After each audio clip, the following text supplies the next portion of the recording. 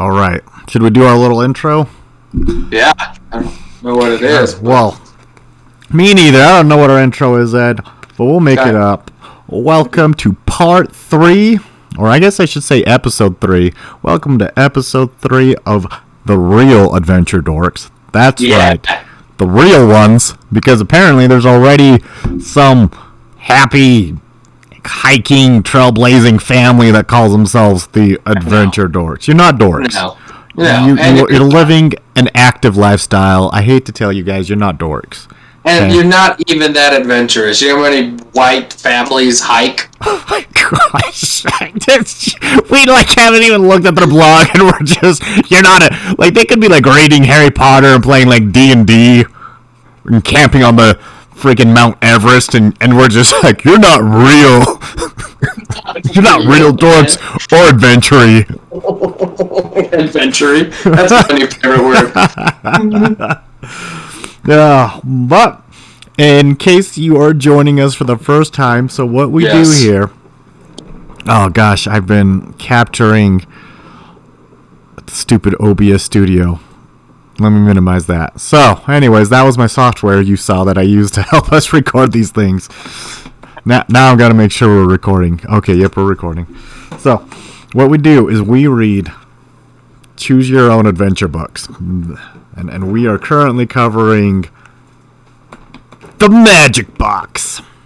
Not to be confused with Hot Box, for all my 420 friendly people. I might have been at the mall today at a certain used video game store, and I went to use the bathroom. I had to leave because there were so many youths hotboxing it in the mall bathroom. Today? I didn't even get to use the bathroom. That's how bad the smoke was. I walked there, I was like, whoa. Is this in Sweet Cache Valley, Utah? Yeah, sweet. Oh, delicious. Cache Valley, Utah. Dude, how come when I show my book, it's backwards, but yours is correct? Dude, I don't know, man. Don't ask me. I don't know. Ed, we might want to restart. Did none of this get recorded? Well, no, it's recording. I'm looking at Dan's diploma in the back. Yeah, let me cover that up. Dang it.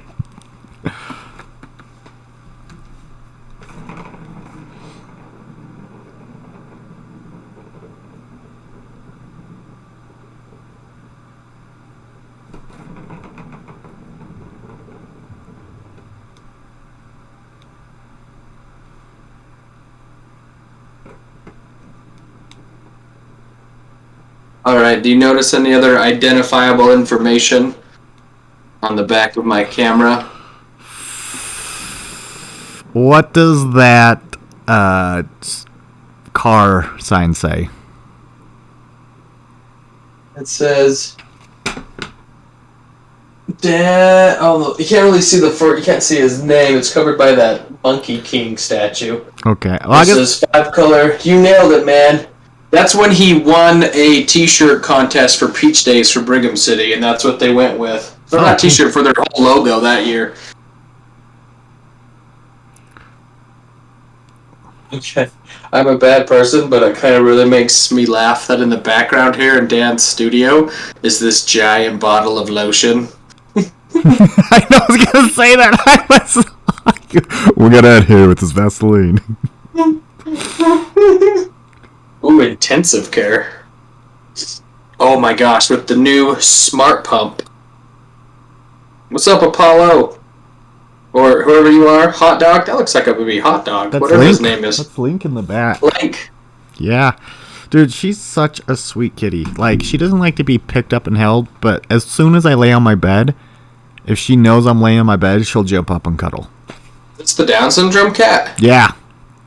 Yeah. So. She stay really little, or she grow? She's still pretty little, but I know female cats, for example, are supposed to be smaller in general than male cats. Wow, that's so sexist. It's super sexist. And I also know her mom's kind of small too. Her mom didn't look like a big cat to me, so I think it's probably genetic. She's bigger than what she was when I first got her, right? Well, she's still kind of a small kitty. Still have cross eyes? No. Wow, you cured her. Yeah, You regrettably cured her Down syndrome. giving her stimulation and other cats to play with, and her just growing. I guess she had other cats to play with you, but she seems like, I don't know if it's just because she's older, but she looks more confident. Like, she plays with the other cat, she smacks them in the face, she kind of walks around, she doesn't hide anymore. Got you. Like, I'm just like, are you more confident, kitty? I don't know. All right, let's get started. I'm sorry. No, you're good. We're ready to start again. Like you said, there's no identifiable information. Okay, we're good. Let's go again. Welcome to episode 3 of the Real Adventure Dorks. So what we do here, for those of you just tuning us in, we read these Choose Your Own Adventure books. Look at it. For those of you not familiar with Choose Your Own Adventure books, what they are is they're just fun little short stories that let you choose your own adventure. Now, Right.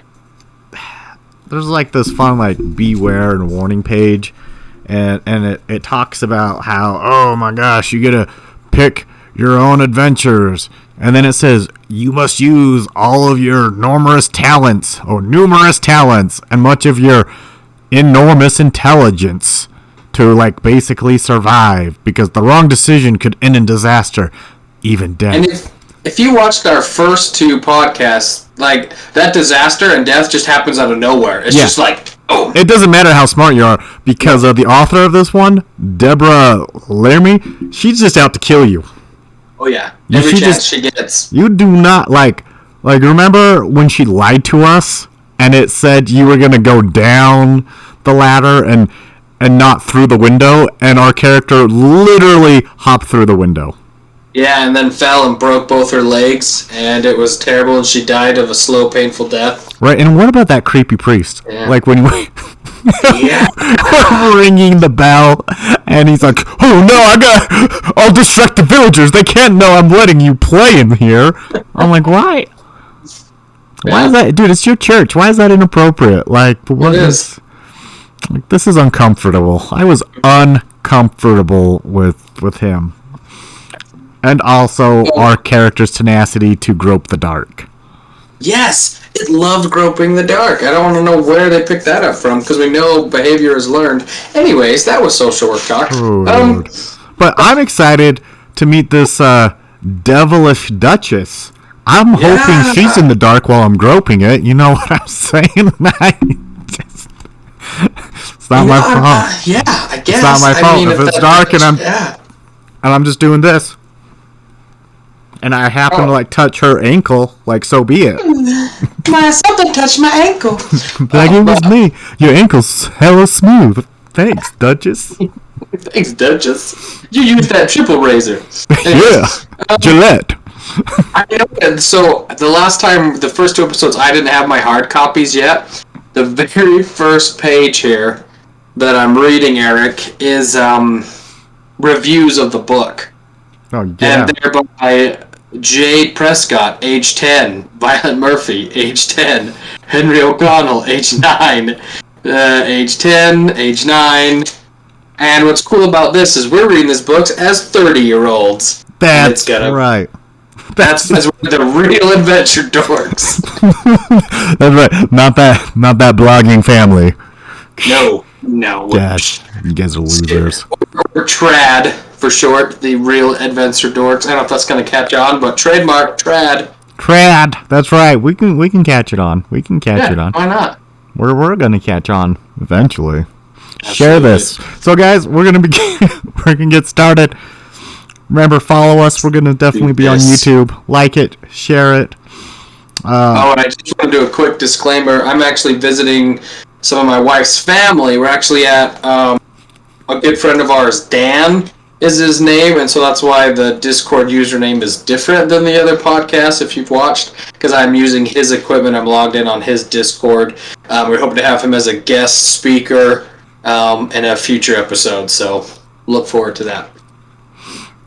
All right, let's begin. I don't even know. Do you know what page we need to go to? Yeah. 4. Found it randomly, being ADHD. Oh, okay, yes. Okay, guys, so to give you a recap of what's happened here, I'm not going to recap every freaking scenario we've been through. Yeah. But on page 4, after we talked to our friend Marie Callender, and she gives us this fun little teardrop necklace, you have the choice to go to the graveyard, which is what we did in the Blast 2, or to visit the leper camp. That's what we're going to do. Always wanted to do that. I've always wanted to visit lepers. Be like my boy Jesus. Yeah. Yeah, he visited, or did lepers visit him? I don't know if he actually visited the lepers. I think there's some debate out there if Jesus was even real. So, anyways. I think there's some debate. You know what? Don't worry, Jesus. I ain't debating you. I know you will be real. You my boy. Jesus is my boy. For all the non-Christian listeners, I got you back. Listen, I would not have a Honda Element if Jesus was not real. Okay, he gave me my Honda Element. I bought it from him. That was Jesus. Damn it, Aaron. Sorry. Okay. All right, so page 8. Can I go first? Yeah, go. Rock it, you man. did all the heavy lifting last time, so. All right, this is really weird. This is a custom-made computer desk I'm sitting at, and it's for someone that's over 6 foot, and I am not 6 foot, so if you see me doing a lot of moving in the camera, I apologize. Okay.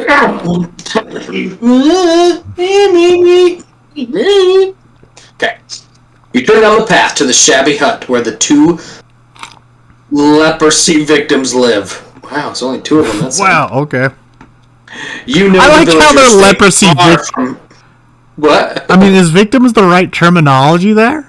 I mean, I guess so, right? Like you'd say cancer victim. I would probably say cancer patient or cancer sufferer. That's true because I mean, cancer patient sounds more appropriate when they're alive, right? Like if you were going around calling cancer patients cancer victims. Yeah, I don't know, but remember we found out these books were written in the 80s. Right. What was it? So if you're from the 80s, let us know if you were going around calling cancer patients cancer victims. Yeah, we just want to know. We just want to know what's going on. We're just like, hey, you leprosy victims. You know, if there's 2 leprosy victim people, then hopefully the race won't die out. Hopefully they can breed, have kids, and there'll be more lepers.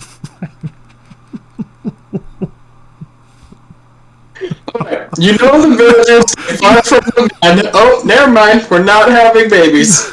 They're both men. They can adopt it. They can adopt and teach them of the leper way. I was just worried that they were gonna. Anyways, and they will be very upset. Oh wait, no. Okay, I missed stuff.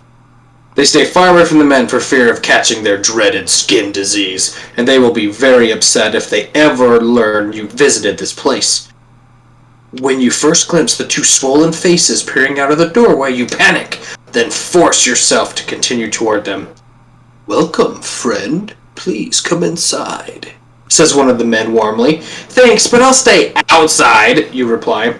I'm looking for the sorceress. The riddle says she lives near a place of woe, and I thought that might mean your home. Shoot. Oh, no. Wow. That's pretty good. Oh my sweet Lord, baby. That's amazing. Just come out there and say it. Gosh. Deborah, you're doing it again. Deborah, you're nailing it. You're nailing it. Since no one will have anything to do with us, this is indeed a woeful place, says the second man. But I love this. But I don't think it's the one your riddle describes. We had never seen the sorceress. I think even she must be afraid of catching our disease. Is leprosy that bad, you ask? Okay, anyway, let's share this picture. Yeah. Like these dudes, I mean, it's kind of hard to see on my camera, but they're kind of like depicted as like decaying skin, right? Like it's not anything great. So I think what we just learned is our character is straight up blind. Oh, this is interesting. So she asks, is leprosy that bad? No, says the first man, but the way people treat us is horrible. In fact, you better hurry back. If anyone sees you here, they won't let you return home. Trick's on you. My parents are dead. I don't have a home. Oh, yes. Yeah. And I don't talk to half of mine. Oh, turn to page 17. I don't talk to half. I don't talk to half my parents. You say goodbye to the men and head toward home. As you reach the road to the village, you meet several of your neighbors. Their faces whiten. Their eyes dart back and forth between you and the men with leprosy who are still standing by the doorway. Stay! Shouts one man. Keep away! It's all right, you insist. I was just there for a minute. You can't return to the village. Go back to the lepers! Shrieks another neighbor, eyeing you fearfully. As you start to follow them, the villagers gather stones. Leper! Leper! They scream, throwing rocks at you. Oh my gosh. Wow! You'd think I had COVID the way these guys are treating us. Right? Or that you voted Democrat. What? Oh Anyways. my gosh! Sorry. Depending on what part of the state you're in, like that's a true thing. We live in a very red state. Alright, page 7. So how do we want to do? Do we want to like take turns per page or take turn through at the end of the thing? I have no At the end idea. of What do you want to do? What do you want to do? I kind of want to finish see where this goes. Okay, do it, man. Right. Filled with horror, you race away from the villagers. You slowly realize you can't go home, but cling to the hope that their panic will subside in a few days, especially if you find a way to purify the well. Since you can't continue your search for the sorceress by investigating the graveyard, you decide to concentrate on finding a unicorn. You turn away from your village and walk along the road toward the forest, hoping to find a unicorn there. Before long, you hear a cart approaching behind you. The driver is Simon, a traveling peddler you've always liked. You wave to him and ask, "Where are you going?" Oh, that's another thing Barbara does for us, or Deborah does, is she'll just throw in characters that apparently have these huge backstories, but you get them in one sentence, so... Yeah, it's like your character. It's just like, you're like living in the 1500s, and you got this really special friend named Marie Calendar, and both your parents are dead. You're like, yeah, you inherited a farm, and we're like 14. But like, Anyways. legitimately, your parents being dead, at least so far, hasn't really played any kind of like... I feel like it hasn't contributed to the story. Right, it really hasn't. Other than the fact that it makes it more traumatic when we keep dying. Right, or you break both your legs. Right.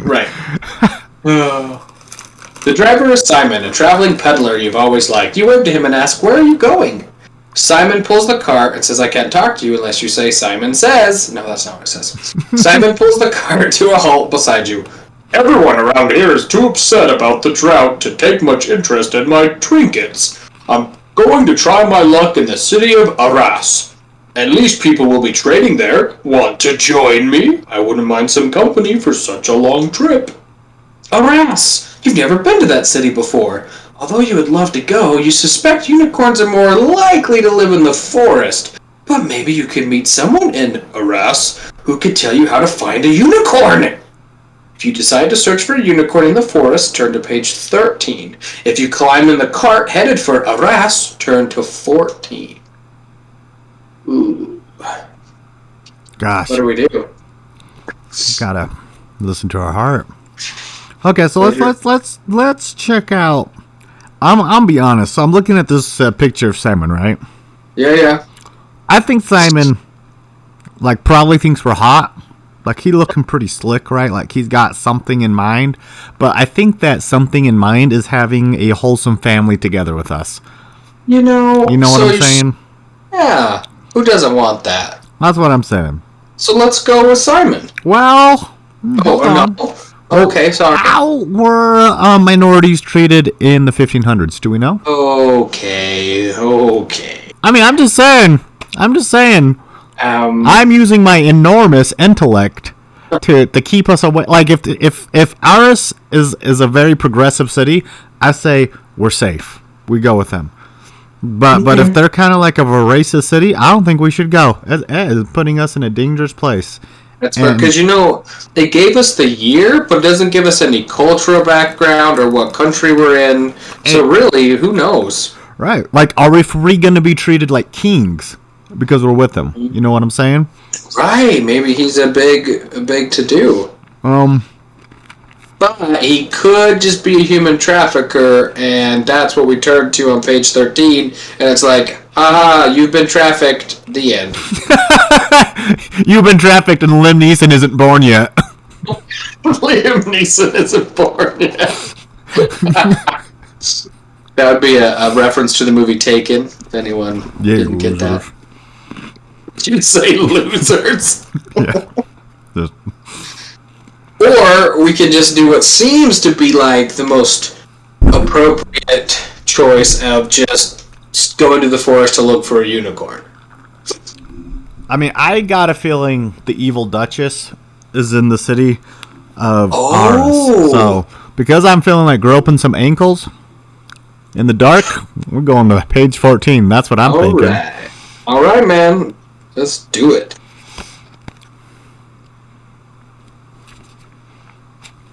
For 3 days, while you ride through the forest on your way to Aras, you keep your eyes open for any sign of a unicorn.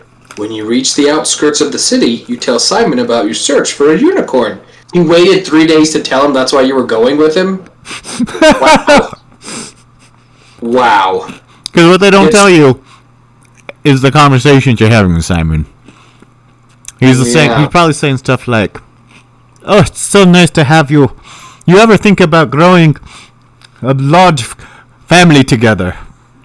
Yeah, maybe. I'm looking for an honest woman. Now she feels like she's let him on. So she's like, "Oh, I actually just came as I was looking for a unicorn. I'm sorry, Simon." I'm sorry, Simon. It's just a unicorn. To which he says, "It's a good thing you mentioned this," he says. "I happen to know that you called it, dude. Yes! That the Duchess of Aras has a unicorn horn. She keeps it she keeps it on hand in case someone tries to poison her wine. I've heard she dips the horn in her goblet before she takes a sip.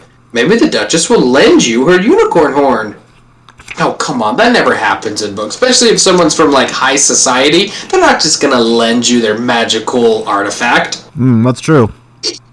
"That's a good idea," you answer. "But do you really think the Duchess would let me borrow it?" "That's hard to say," Simon admits. "I've also heard there's a tapestry weaver in Aras who knows a lot about unicorn magic. He might be willing to help you." Okay, but here's the thing. If I'm looking for a gun, and you say, "Eric, here's this gun store.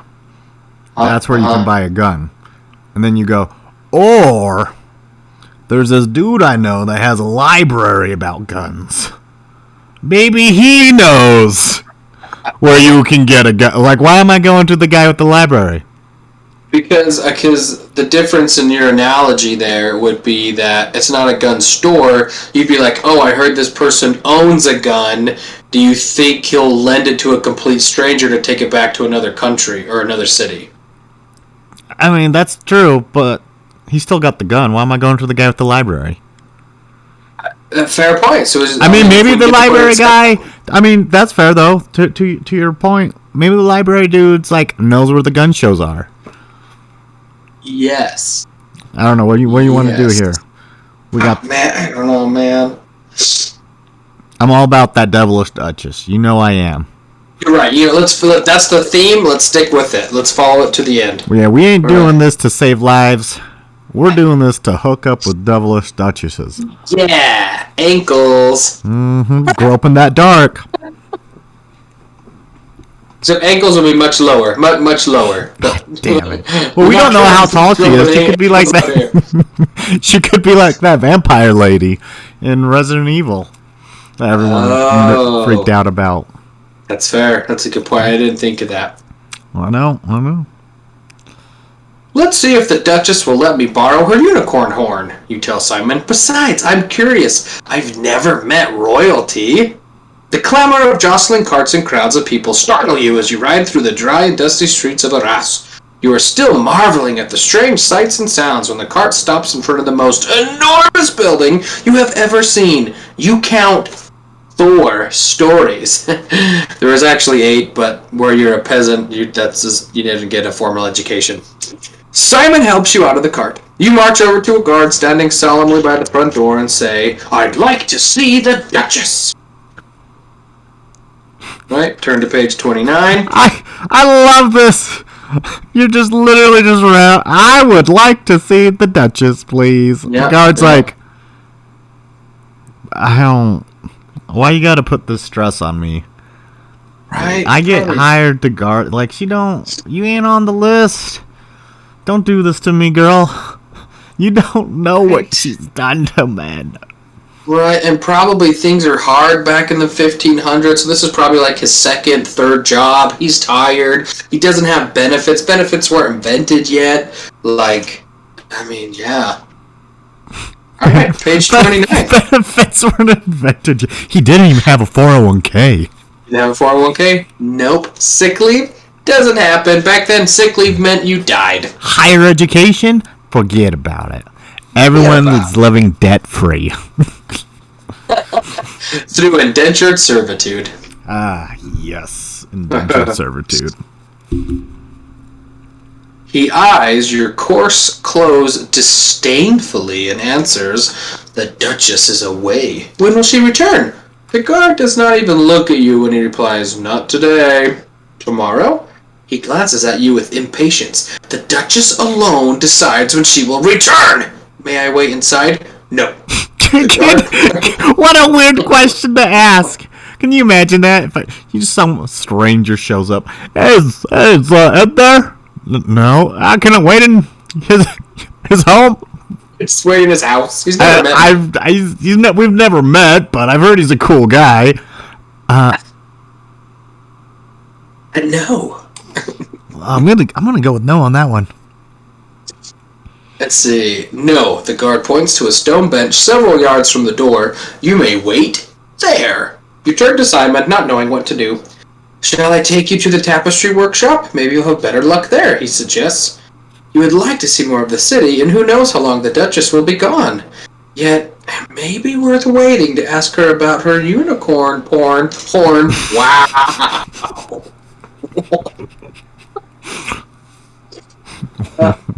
What kind of furry bullshit is this? Fantasy kind. Alright, so if you say goodbye to Simon and wait for the Duchess, turn to page 35. If you accept Simon's offer and climb back in the cart, turn to page 36. Alright, didn't we say we're seeing the Duchess all the way through? We're seeing the Duchess, baby. Seeing the Duchess. Can't stop us. Page 35. Oh, do you want to show him the picture of the Duchess? Oh, yeah. She kind of looked like she just, is about to have a child. Kind of does, but that could just be the poofy dresses from back then. That could be it. She kind of got like that pregnant woman lean back. You know what I'm saying? Oh, yeah. That lower back takes a beating. Mm-hmm. Takes a beating. After Simon rides away, you spend a few hours exploring the neighborhood. At dusk, you return to the Duchess's house and curl up on the hard bench for the evening. The next morning, you awaken in a gloomy mood. You did not sleep well, and the rumbling of your stomach reminds you that there is nothing for breakfast. Just then, an approaching procession of overflowing carts and grand carriages drawn by well-groomed horses catches your attention. As the entourage stops in front of the house, the guards by the door stand even straighter. You watch servants help an elegantly dressed woman step down from the most richly decorated of the carriages. Her jewel-studded bracelet glitters as she smooths her velvet robe before entering the house. Servants unload cart after cart, carrying heaven-wooden chests, bolts of I don't know how to say that word, brocade cloth, and I'm going to call it brocode cloth.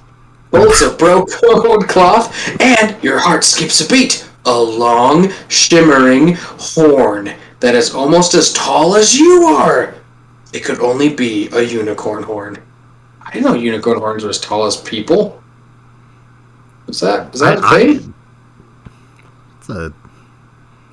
I mean, I don't know. That's a Come hell on. long. Deborah. Horn? Yeah, I mean, come on. Now we're saying unicorn horns are as tall as people? What you kind know of... the neck muscles on a unicorn? It would have to be, like, bulbous. Yeah. What kind of lies have you fed those children, Deborah? Through your from stories. From the 80s. Ugh. All these kids looking for man-sized unicorn horns. See, and this... Okay, but this is where, once again, Deborah just pulls a fast one because she's really in control. You ready for this next sentence? You wait until the two guards are distracted in conversation, then slip into the crowd of servants and carry one of the many chests into the house. That's all you had to do this whole time. You just had to wait till they were talking, and you could have slipped in. Why did we sleep out on a bench all night? Well, I think it was like impromptu. You know, like she didn't know. She's never been here before. She'd just be walking around. She don't know what's going on. I'm sure she saw the servants trying to bring in stuff before. She would have been like, "Oh, okay, yeah, I'm gonna slip on in." Yeah, slide into those DMs. Slide into that Duchess's DMs. See, that's what DMs meant. That's where that term actually comes from, is Duchess Mansion. It came from this book from the 80s. It's not a very well-known fact. Yeah, Duchesses would just, like, show up, and there'd be guys waiting in their house, and they'd be like, "Who are you?" Be like, "Oh, I just thought I'd slide in your DM." Right, in your Duchess Mansion. Yep.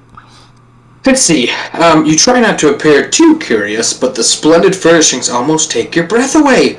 Passing one chamber, you glimpse the Duchess inside, sipping wine. The unicorn horn rests on the table before her.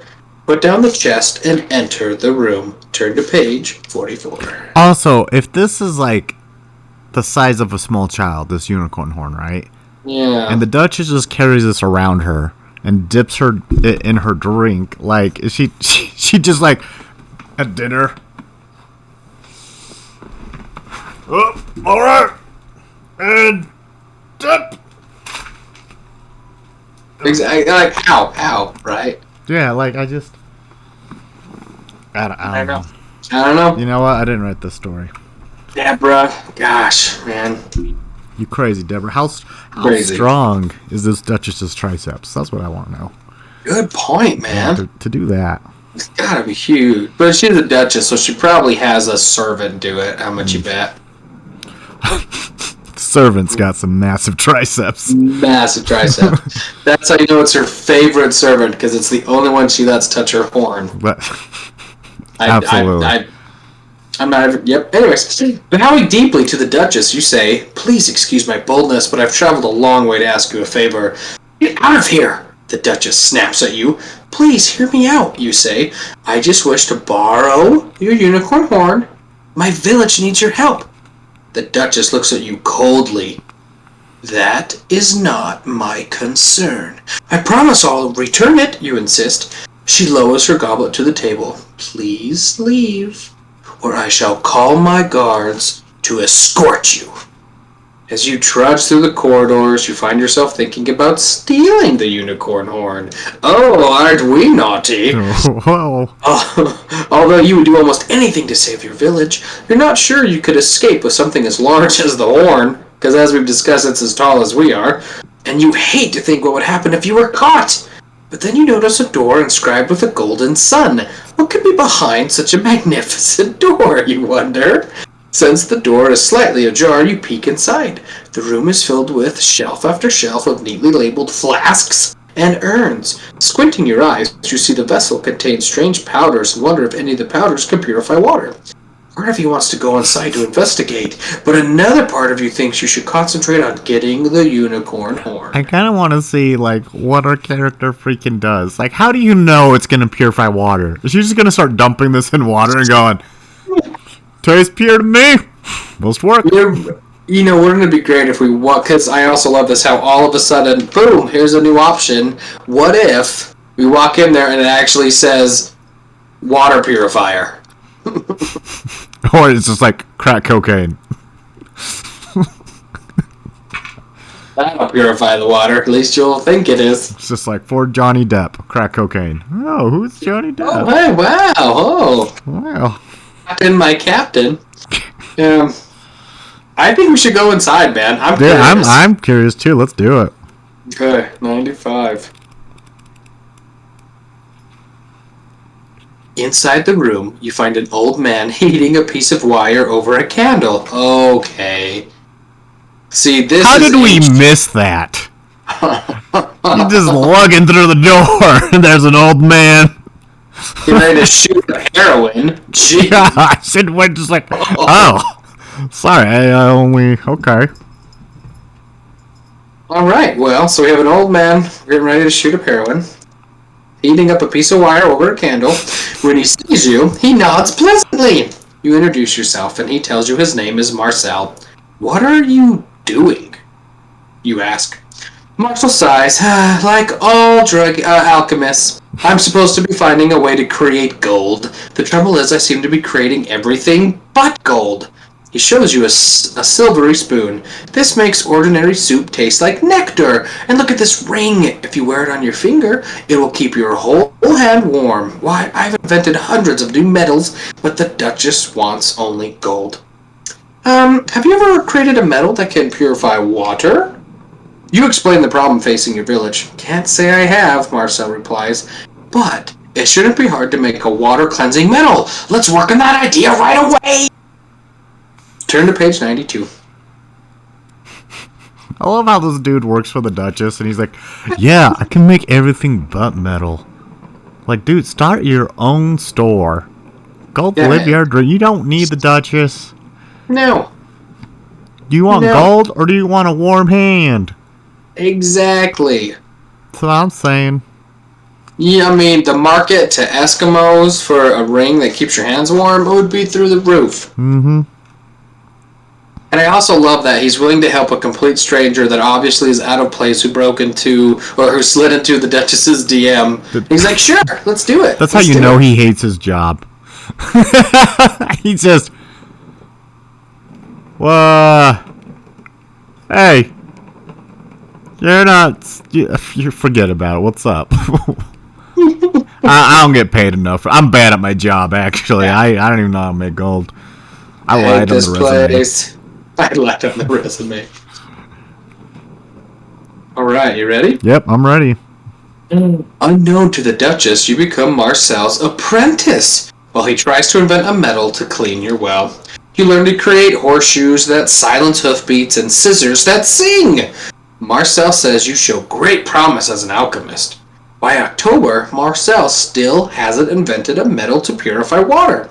Each night you tell yourself you'll go home the next day, but the next day always brings such intriguing problems and discoveries that you can't bear to leave. Besides, you dread finding what has become of your village. You end up spending the rest of your life as an alchemist. Like Marcel, you invent dozens of astonishing metals, but you never find a way to purify water, and you never succeed in creating gold. But you know what? I don't think that's a bad ending. You know, only everyone that was depending on us in the village died. But... Okay, but they also chased us out with rocks. Oh, that's right. Yeah. Screw them. I forgot about that part. They can go to hell. Yeah, and they probably did. Sorry, Marie Callender. You don't deserve it. And you know what, Father Michelangelo? You probably do. You're a creep. But... yeah, he probably deserved to die, too. That's a good point. I forgot about that. But you gotta make scissors that sing. Yeah. I mean, come on. Who doesn't want that in their life? Remember how we went to the leper village and we were just like, I thought maybe your house was a house of woe. Oh yeah, no, it does suck living here, but I don't think that's what the poem meant. I think you're just a mean girl. And I thought that was interesting. They're like, yeah, no, leprosy's not that bad. It's like this somehow is this misunderstood diagnosis. Yeah. No, I'm pretty sure leprosy is one of the most worst diseases that's ever existed in humankind, but whatever. I mean, What do I know? I actually don't know much about leprosy. I just know it sounds horrific, and that we've almost eradicated it. I think there's just only a small portion that get Really? it. I don't even know how it spreads. I don't. How do you how do you catch leprosy? I could ask Google. Is it like baseball? You touch someone's balls? You just grab it. I don't know. You're the one that brought up baseball, so I don't know what you're talking about now. Why'd you say someone's balls? Yeah, where do you want to go back to? I say we go to page 44, and we get ready to steal this unicorn horn. Right. I think since I hit a dead end of the end, it's your turn to take over. Okay, 99. Okay. You walk back to the chamber where you last saw the Duchess, and duck behind you. We did see a duck. That's how my brain interpreted that. Like, sweet, a duck. I was like, hell yeah! Darkwing Duck is here. Horn for sure. Well, you last saw the Duchess and ducked behind one of the huge tapestries hanging in the hallway outside. You wait patiently until you hear the Duchess leave the room. When you peer into the chamber, you are relieved to see the unicorn horn still lying on the table. Without a moment's hesitation, you grab the heavy horn and run, smack into the Duchess herself. I can't. Like, how did we miss that? We just looking around, we're like, okay, it's safe. That's safe. We'll grab the unicorn horn. Deborah's like, Shazam! Duchess and guards. How does it says the Duchess leave the room? So why would she leave the horn to begin with, right, if it's such a big deal to her? Anyways, but she's out of the room, and then somehow we're dumb enough to run into her. Right, like, maybe it's one of those things where, like, you leave your keys behind. You're like, oh, I gotta go back. I left my keys. She's just like, I left my huge-ass unicorn horn. I keep doing this. How do I leave something the size of a small teenage girl? Huh. I need to put a spell on that. When I whistle, it sings so I can find it. Stupid me. Okay. Guards! She screams. The next thing you know, a dozen guards are angrily pursuing you through the winding corridors of the Duchess's house. To your horror, you realize you can't remember the way out. Can you continue running with the horn until you reach a door? Or should you try to hide from the guards? I think hide. Yeah. I mean, because if they know the way around and we don't, if we just run around like crazy, they're gonna win. But if we can hide and they run past us, like the old trick in hide and go seek, you just go back the way they came. That's what I'm saying. And like, I know nothing about this girl's athleticism. Apparently, we can run faster than fully grown men trained guards. Right, wearing armor while we have a human-sized unicorn. Unicorn, or just turn around and fight him with it. Shoot. Thank goodness we didn't impel the Duchess with it.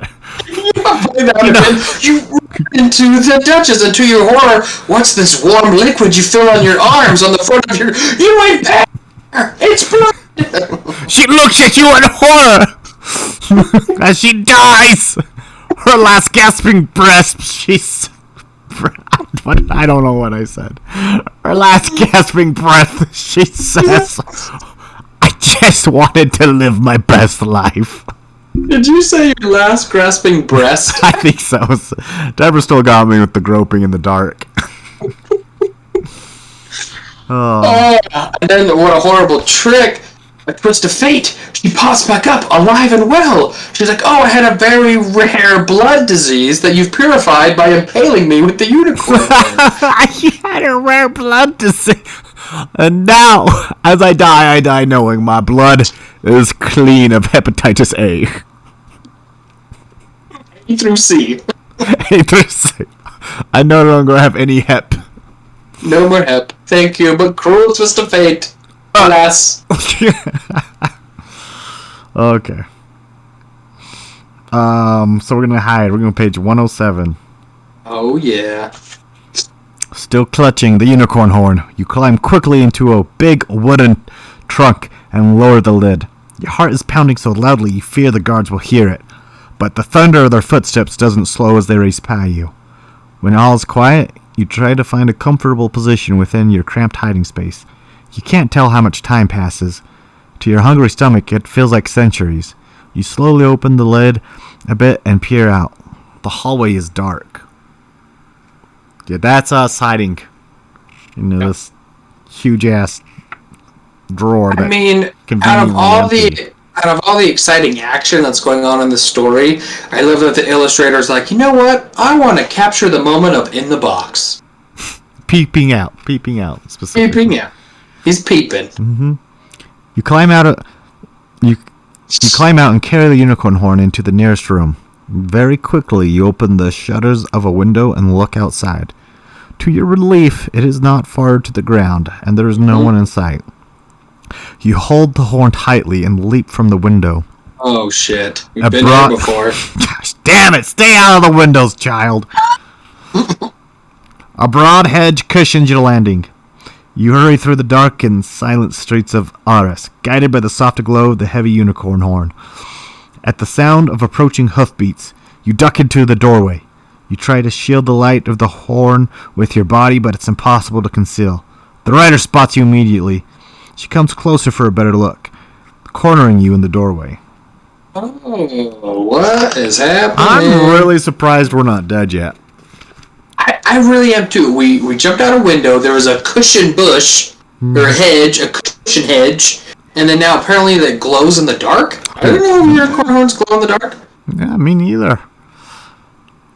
I won't ask you how you acquired it, but tell me, is that a unicorn horn you're hiding? The rider leans down from her horse, straining to see. Who are you? You ask, noticing the silver stars embroidered on her coat. I am a merchant of magic, a purveyor of possibility, and I'd give anything to have a unicorn horn among my wares. I can make you a most attractive offer. I'm not interested.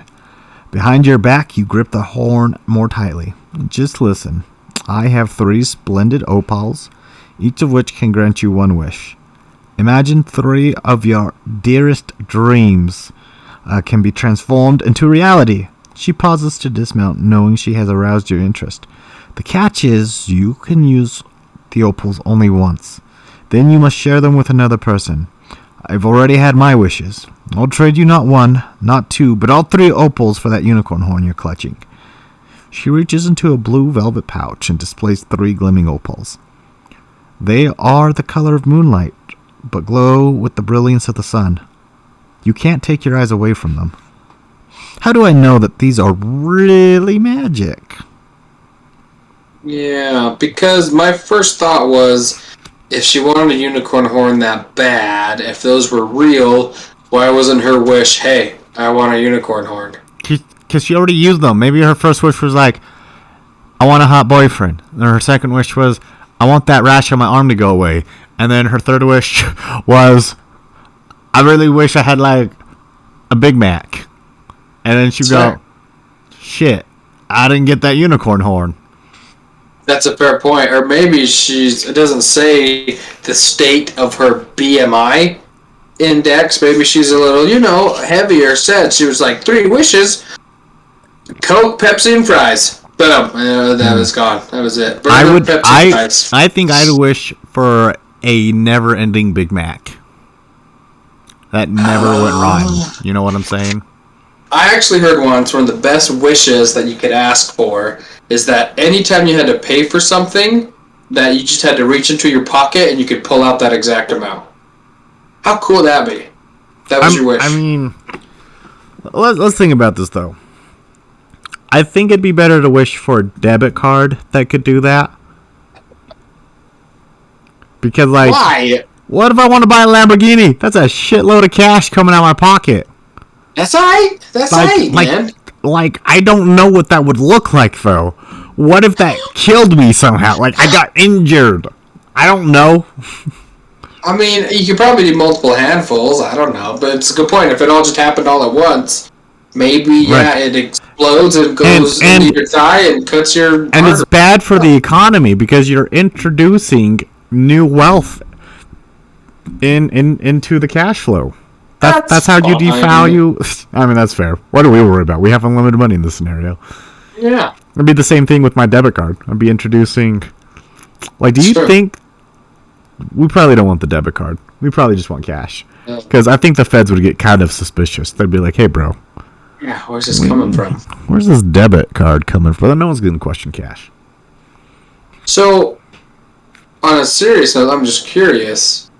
If you had a legitimate wish, what would it be? If I had one wish, Yeah. I just wish for It's a great question, Ed. I am gonna say unlimited wealth. Unlimited wealth. Nice. Because Yeah, I was gonna. Okay. Oh, go on. No, I was gonna say, 1 million subscribers. Hit that button and subscribe to the Real Adventure Dorks. Yeah! I'm saying unlimited wealth because, like, I know how to be happy without money, right? So money, I could just, like, go do all the stuff I want to do.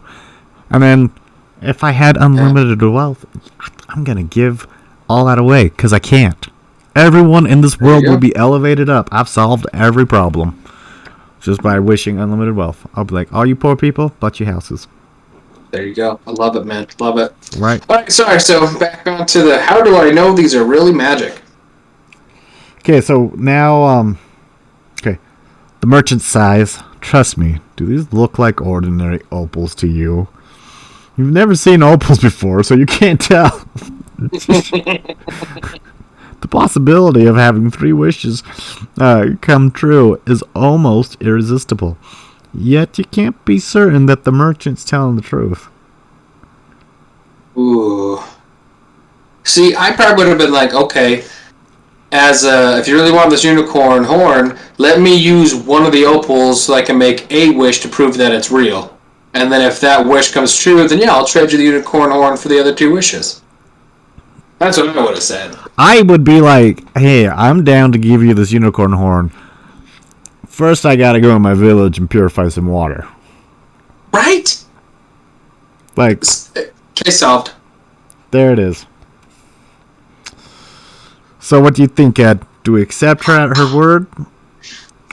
Or is it too risky of a trade? I never know what Deborah's gonna do is the thing. I just don't know. You know what? I know in stories, wishes always come with, like, it's like weird, right? Like, I don't know if these are weird wishes. Like, you wish for the water to be purified in your village, and someone drops a nuke on it. And now the water's purified through fire. Like, you know what I'm saying? Like, a dragon comes and burns everything down. Oh, right. Like, purified through... Yeah, okay. Right.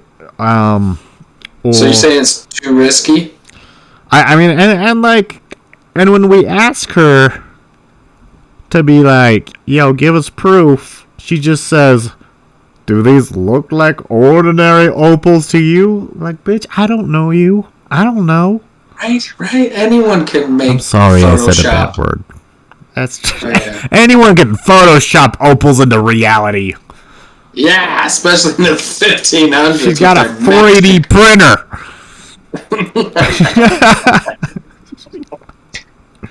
Okay. I think it's too risky. What do you think? I agree. That one's too risky. All right, we're going page 7. Fuck. I lost it. Okay, we're going to page 76. No, I can't make the trade, you tell the merchant. The survival of my village depends on the unicorn horn. The merchant sighs. I understand your reluctance, but believe me, you're making a mistake. Now tell me about the pendant you're wearing. It belongs to an old... Wow, okay. It belongs to an old woman in my village, you answer. It's her good luck charm. I'll tell you what. If you give me the pendant, I'll trade you my horse. Why would you give me a horse for a glass charm, you ask warily. If I'm not mistaken, that talisman has untapped magical possibilities. Really, Murray Calendar. Yeah, freaking Murray Calendar. I'd like to have it for my collection, says the merchant. My horse, on the other hand, is disappointingly ordinary, of course. I was led to believe that it was an enchanted beast, but that's a whole other story. You mean a unicorn? And now we got a unicorn horn? You're supposed to be a magical dealer, and you don't even know if a beast has been enchanted, but yet these opals are supposed to be magic. Mm-hmm. Right. I also love how... So it says you flip to page 86. We don't have any choice on if we make this trade or not. We're just subjected to this fate. You hate to give away the Marie Callender's good luck charm, but you realize you can't walk all the way home lugging that heavy unicorn horn. It's a deal, you announce.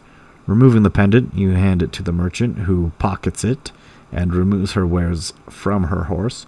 Awkwardly clutching the unicorn horn, you climb into the horse's saddle. Before you can even say goodbye, you find yourself riding off the ground above the rooftops into the sky. What? Winking wizards! Shrieks the merchant. That horse is magical! Winking wizards. Winking. Damn those winking wizards! They're at it again! Winking at me from inside my home. Whoa! Whoa! You cry, tugging on the reins. The horse ignores you with fear and fascination.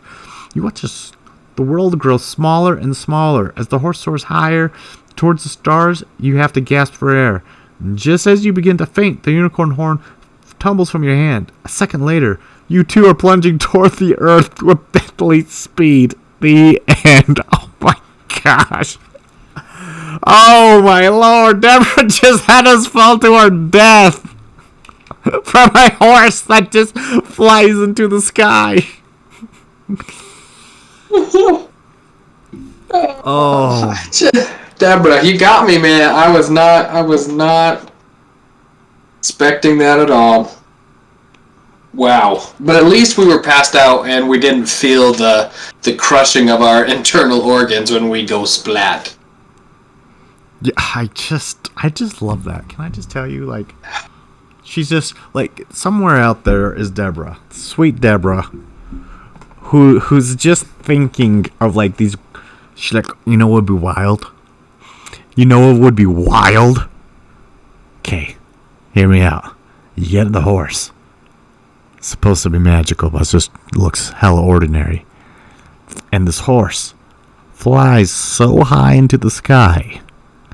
This girl passes out, wakes up, just as she's falling from her death. Hell yeah. Hell yeah. The goal. Writing it down. I'm writing this shit down. Ha! Won't see it coming. No one's gonna. But you know who will? The girl falling to her death. Oh. Let's see. So where do we back up to? I have no idea. Oh man. So we want to go to the opals, right? Yeah. Should we take the magic wishes this time? I think we should absolutely. Yeah.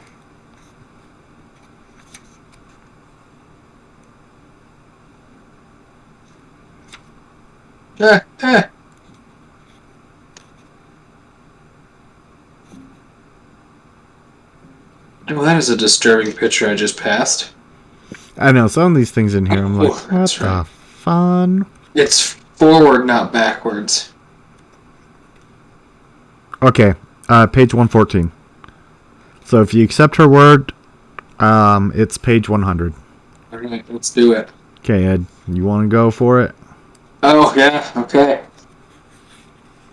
It's a deal. You offer the merchant the unicorn horn as she places the magic opals in your hand. The stones make your palm tingle.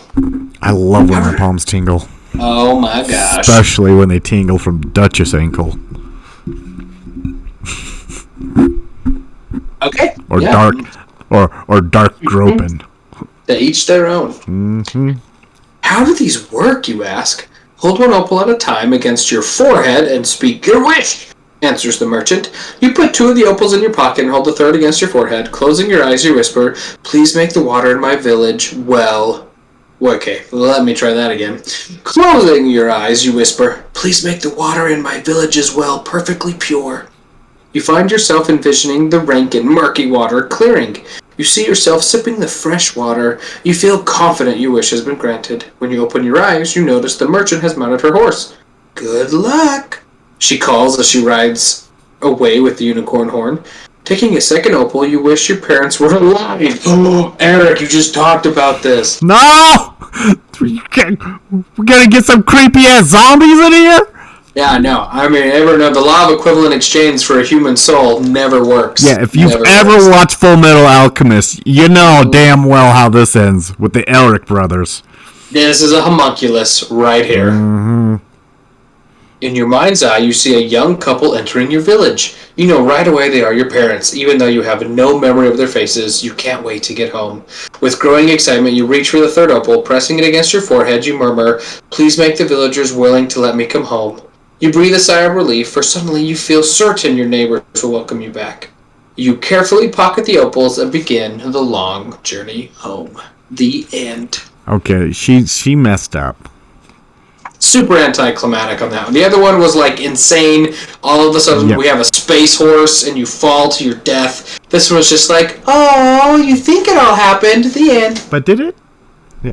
I don't know. You know, I think I would have wished for a opal that would grant only me unlimited wishes. Like, would that break it? I don't know. Right? Or ask for 100 more wishing opals. You know what? I tell you what right now. As someone with a dead parent, like, I would not have made that wish. Like, wow. Imagine, and if someone else made that, like, let's say my sister somewhere, she grabs that, she makes that wish, right? I would be pissing my pants if I saw my mom just walking around being like, Eric, I'm alive. I'm like, oh, shit!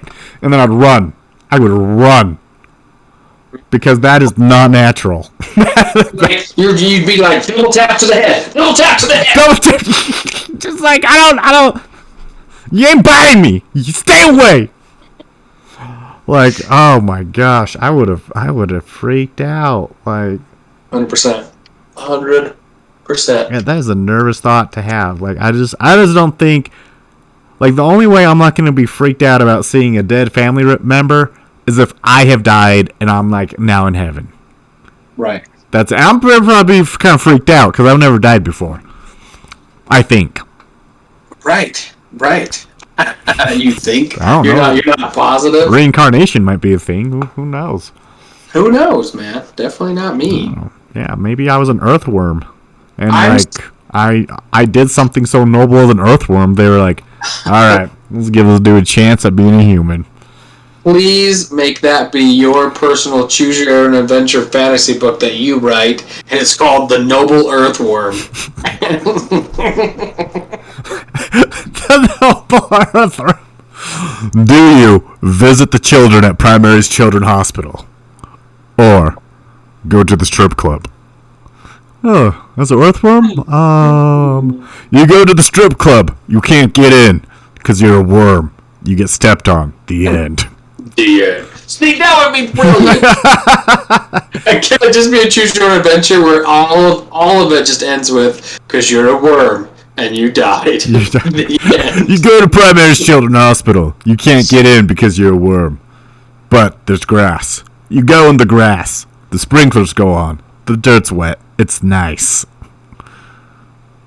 It's just at the end. Oh.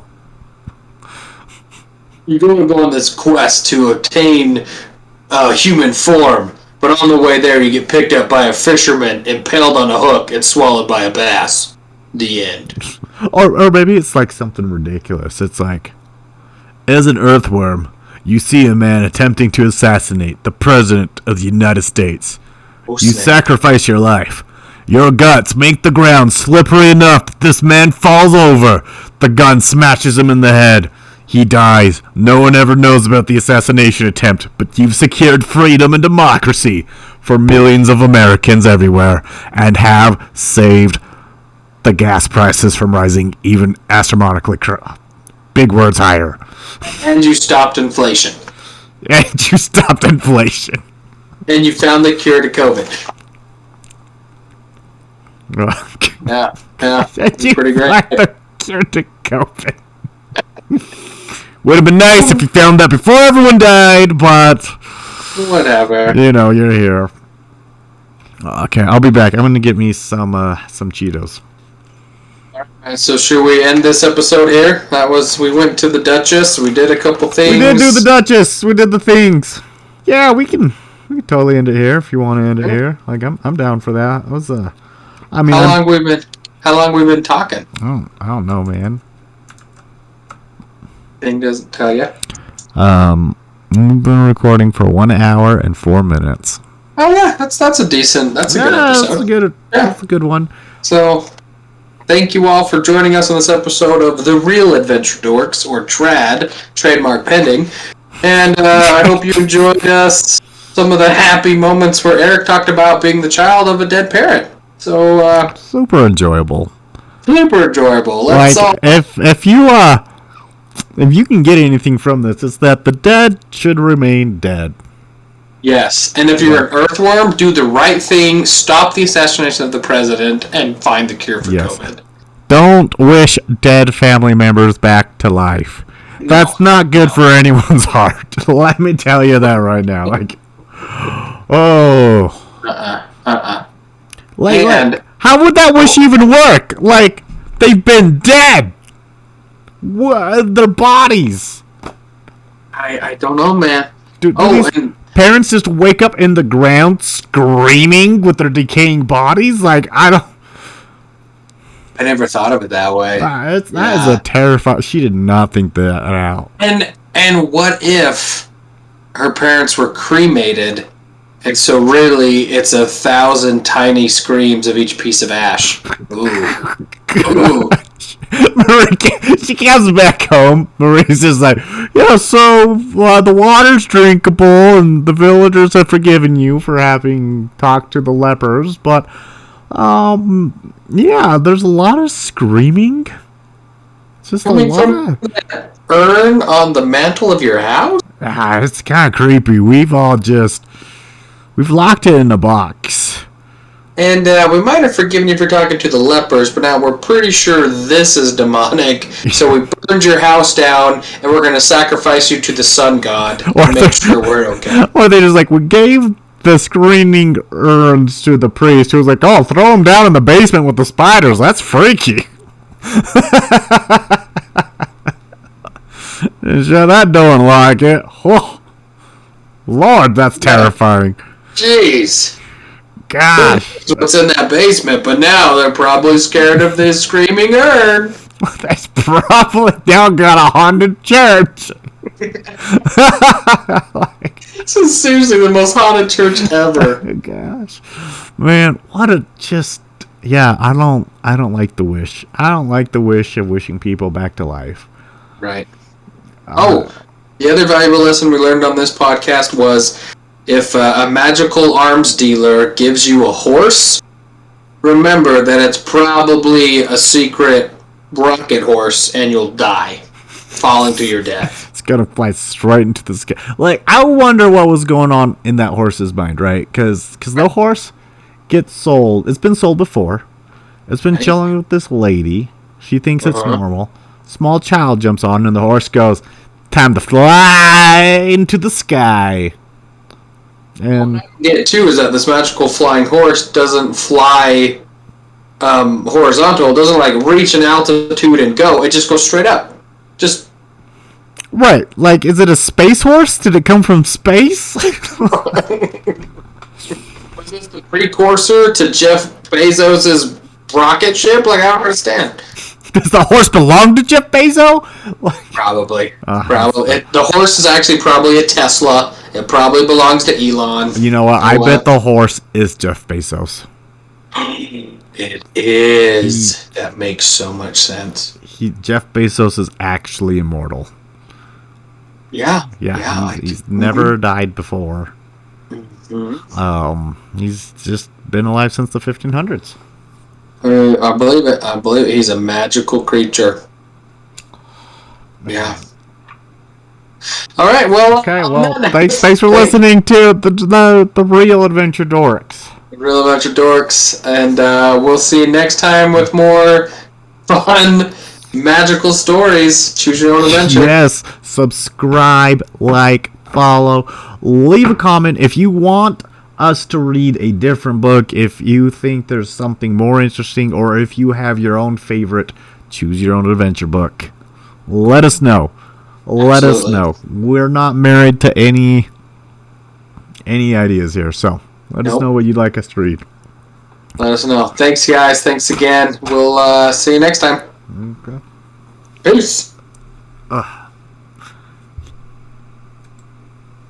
Holy crap.